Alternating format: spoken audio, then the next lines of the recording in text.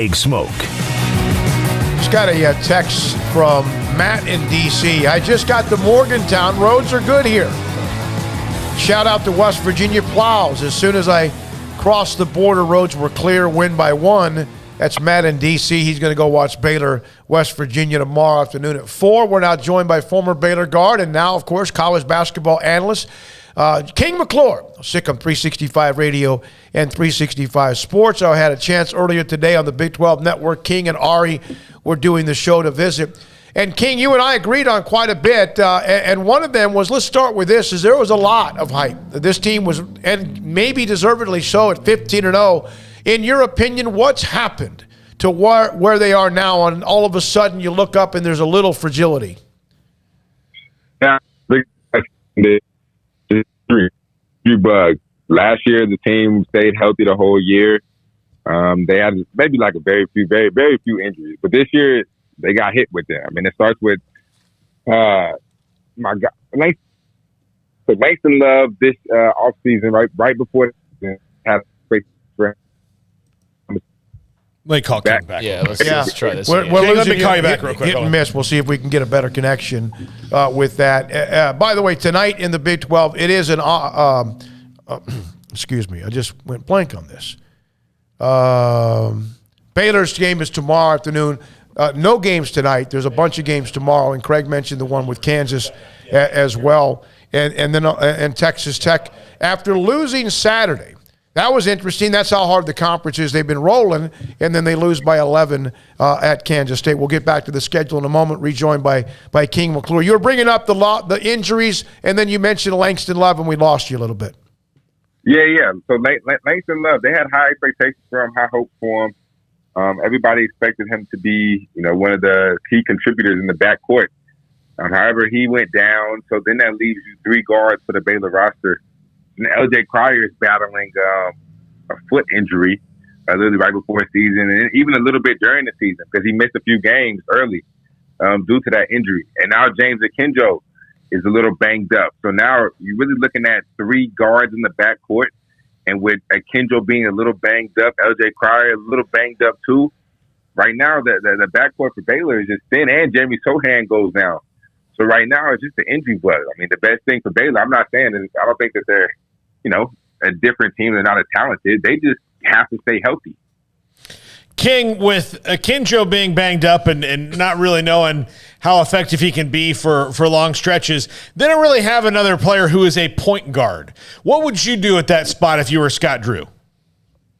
Right there, that's a great question. And this is, this is part of the reason why I chose to do TV instead of coach. Because that's the question. I mean, you have to kind of sort of turn, guys like LJ Cryer or Adam Flagler and put them in that role of being a PG and tell them, hey, we know you can score, but right now we need you to facilitate. And we need you to make plays and be that primary ball handler that makes plays, which kind of takes away from their scoring abilities.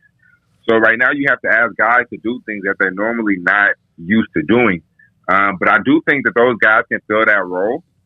With Akinjo being banged up, I mean, that hurts Baylor a lot. So you got to find that option of who can make plays for others. Then somebody has to take over the scoring. So you might have to ask Kendall Brown to score a little bit more, or Matt Meyer to really get going and lock in and score more.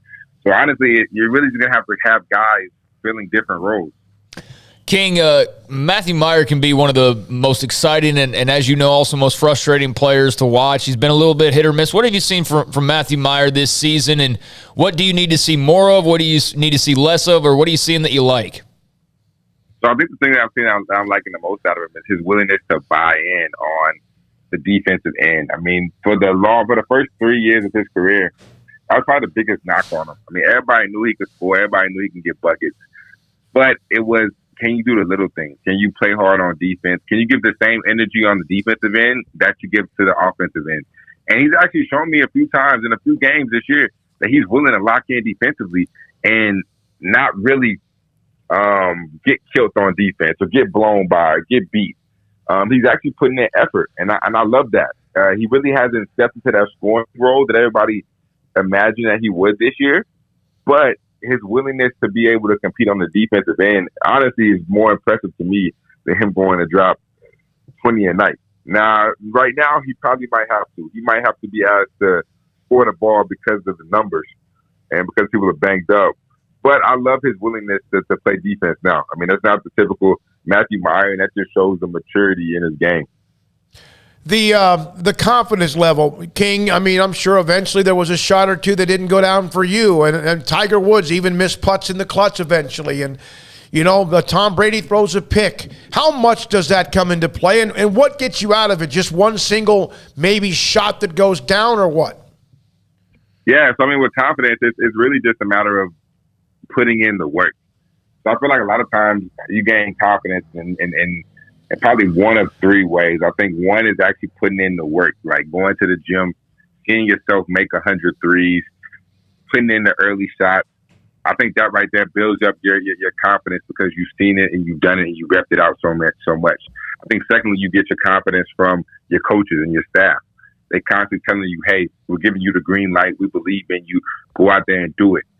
Thirdly, I think the confidence just comes from what you hear from like social media, what you hear from like your people around you in your inner circle. But that confidence kind of wavers because if you play good, it's up. If you play bad, it's down. So I think the confidence that real confidence comes from the work that you put in. So I think that if you consistently put in that work, like let's say you shoot bad, I would go get up another 500 shots.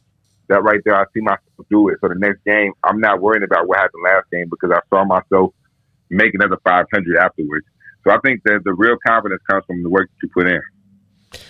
King, having to go to Morgantown kind of not haphazardly, but quickly because of the weather out there, playing a 4 o'clock game, not the ideal break you'd like to get after a 2-game skid, is it?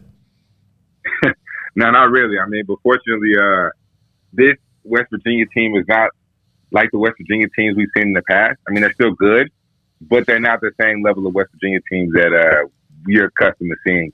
But even that, like playing in Morgantown is hard. It's not easy. It's not going to be easy by any means necessary, especially when the crowd gets rocking.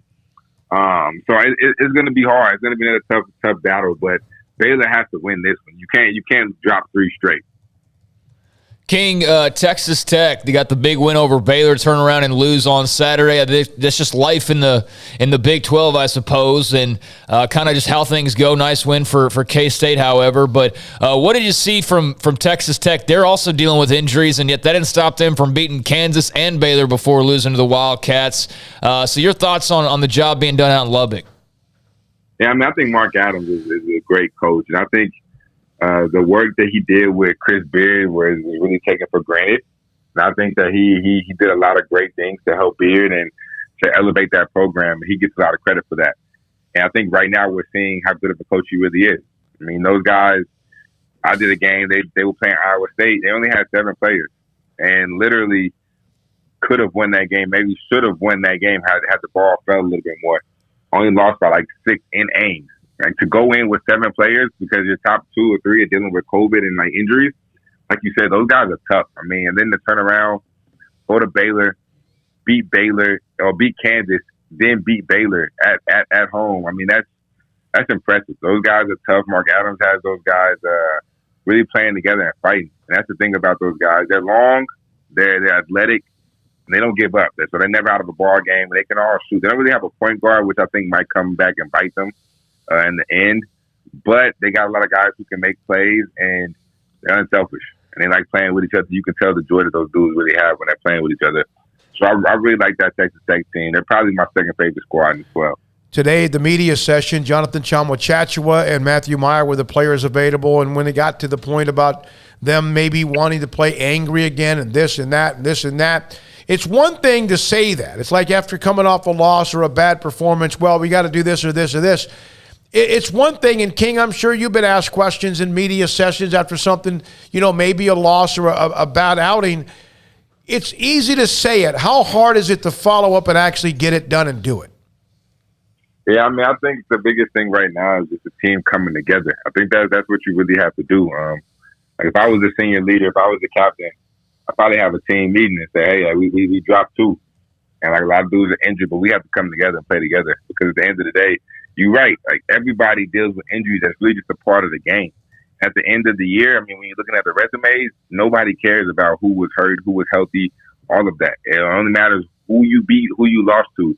So, like, if you go from a 1 seed to, like, maybe a 4 seed, you know, nobody cares that you were injured. There's no excuses. Even with the whole COVID thing, everybody's dealing with it. So at the end of the day, you really just got to band together and gel with your brothers and figure it out.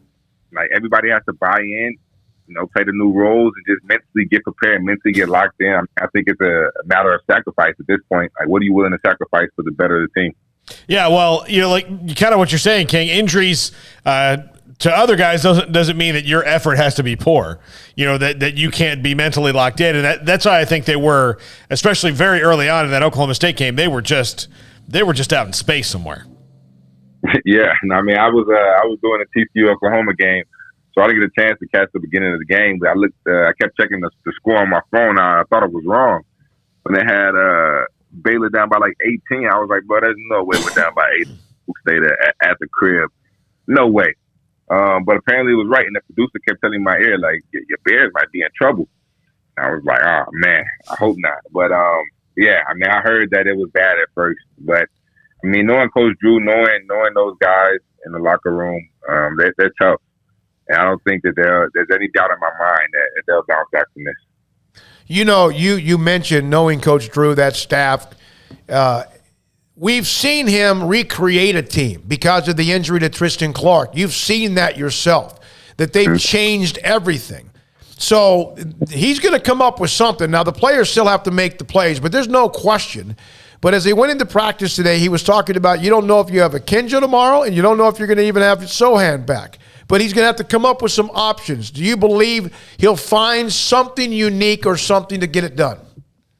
Most definitely. I mean, that's why you have 3 assistants. I mean, Coach Drew, he relies heavily on Coach Jagus, Coach Tang, and Coach Brooks. I mean, those 3 guys are some of the best minds in college basketball, in the game. And I think all 3 of those could be a head coach at any program. Any program would be lucky to have those 3 guys as their leader, as their head coach. So I think with all 4 of them combined, and even the support staff like Nunes and AD, I think that they're going to be able to come up with a plan to ensure success. I mean, if you don't have a Kenjo, all right, cool. We'll come up with plays to get LJ Cryer more shots. Point, and just make it easier. So I definitely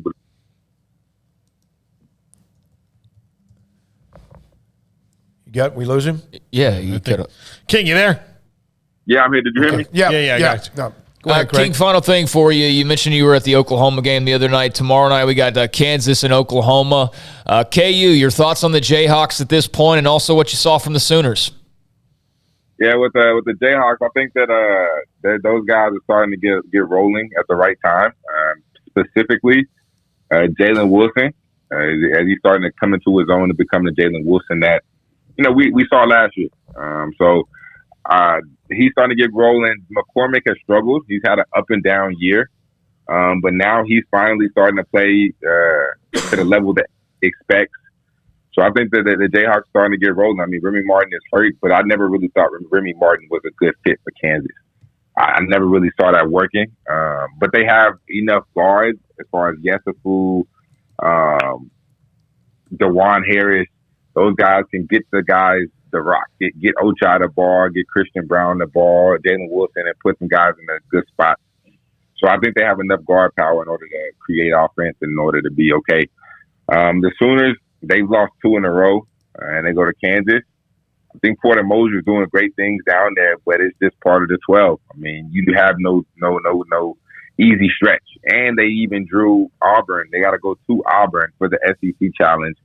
And that's just part of Big 12 basketball right there. I mean, it is what it is. I think he'll bounce back. He's a great coach. I love listening to that man, talking to that man. His mind is just so great when it comes to basketball knowledge. But I think they'll bounce back. I think they'll be okay. And they'll be a tournament team. King, on Friday evening, the documentary that Sikkim 365 put together with Baylor alum Charles Scott, it had the premiere of the documentary Ode to Joy. And what is it like to be a part of a program, and everyone knows the story of why Coach Drew arrived and all of that, but to be a part of a program where there's a documentary because of what's happened in the last 18 plus years, and it's enough to where people want to sit there and watch 3 different episodes of about an hour long? Mhm. I mean, that's it's amazing. It's incredible. I mean, I never would have thought I'd see this day where something like that could really happen. I mean, just to see what we went through as far as Coach Drew taking the job, and even the year before he got the job. I mean, seeing what happened, and then Coach Drew taking it over, and then seeing guys like Terrence Thomas, Tweety Carter, Ladarius Dunn. I mean, they're awesome. Like, just seeing all these guys come through the pipeline, and then I mean, me too. Like, just being able to be a part of something so special. And just a winning culture, and then to be able to like mentor guys like Jared and Davion and Maceo, and seeing what those guys did. I mean, it's incredible to witness, and I mean, I'm forever thankful to be part of this journey. King, we're right across the street from the Martin Luther King Plaza and the memorial, and today, of course, Martin Luther King Day. Your thoughts on a day like today and when you reflect on it? Hey, man, how much time do we have? Yeah. But honestly, I mean, Martin Luther King is just an iconic figure and did so much for, not just for African Americans, but for the world. I think that right there speaks volumes about who he is and his ability to be able to create unity in a time where unity was not the norm. Unity was honestly looked down upon, where blacks and whites had to share different water fountains, and we wouldn't even be able to do this show. Together, I wouldn't be able to be a guest. I mean, in a time like where it was that crucial, and for him, the way he went about it, though, I think was very what sticks out to me the most. Just being peaceful, having peaceful protests. You know, you had Martin Luther King and Malcolm X. Malcolm X was more by any means necessary, and with Martin Luther King being able to just endure all the hardships, being beaten, being crucified, being spit on, going through all those tough times and the hard tribulations and all the adversity he went through, but for him to still have that same peaceful protest mentality, I mean, that's a hell of a man. So his legacy will never be forgotten. And honestly, he did so much for our country. I'm glad that I'm just, able to be here and celebrate his day. Thank you, King. Appreciate your time. Good luck with the broadcast this week. King McClure, former Baylor guard, now a part of ESPN and broadcasting college basketball with us on Sikkim 365 Radio. When we come back, we'll have